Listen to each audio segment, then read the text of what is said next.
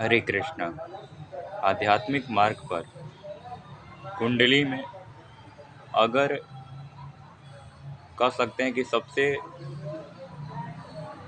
अच्छा प्लेनेट और सबसे बुरा प्लेनेट कोई ग्रह है ना, वो है चंद्रमा, जिसको मन का कारक कहा गया है।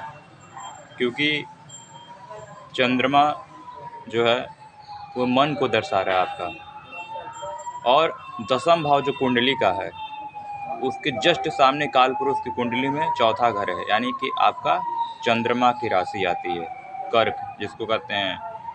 तो जैसा आपका मन होगा जस्ट उसके सामने आपका वैसा कर्म हो जाएगा।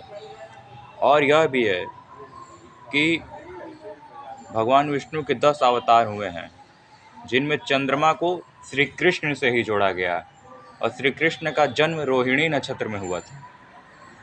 और श्री कृष्ण ही कह सकते हैं कि पूर्ण परमात्मा है।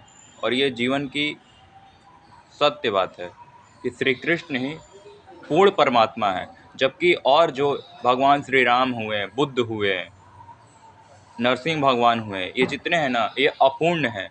मगर भगवान श्री कृष्ण कह सकते हैं कि पूर्ण परमात्मा है, और भगवान श्री कृष्ण को ही चंद्रमा से जोड़ा गया है। जबकि कह सकते हैं कि भगवान श्री राम को सूर्य से जोड़ा गया कि मर्यादा पुरुषोत्तम श्री राम है। और यह कह सकते हैं कि जो बुद्ध है उनको गौतम बुद्ध से जोड़ा गया। और जो राहु ग्रह है उसको कह सकते हैं कि वारा अवतार से जोड़ा गया है। तो हर ग्रह को भगवान विष्णु के 10 अवतारों से जोड़ा गया है, मगर चंद्रमा को ही श्री कृष्ण से जोड़ा गया। क्यों जोड़ा गया, ये सोचने वाली बात है। क्योंकि श्री कृष्ण ही एक ऐसे कह सकते हैं कि ईश्वर हैं जो चंद्रमा के मन के परम चेतना जो है ना, वो भगवान श्री कृष्ण है, जिसको अवचेतन मन कहते हैं ना, सब कॉन्शियस माइंड। ये भगवान श्री कृष्ण ही है जो परम चेतना है, जो पूर्ण परमात्मा है। और जो कह सकते हैं कि इनकी शरण में रहता है ना, उसका जो मन होता है ना, वो इनके कंट्रोल से चलता है, ना कि वो व्यक्ति के कंट्रोल से कंट्रोल हो रहा है। चाहे वह अच्छा कंट्रोल हो, चाहे वह बुरा कंट्रोल हो।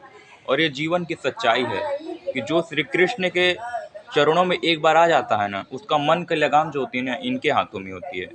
और मेरा चंद्रमा जानते हो वृषभ राशि में है, और वही भगवान श्री कृष्ण के भी वृषभ राशि में ही चंद्रमा थी। वृषभ राशि में चंद्रमा जो होता है ना, वह उच्च का होता है, यानी कि उस व्यक्ति का जो मन होगा ना, स्थिर होगा।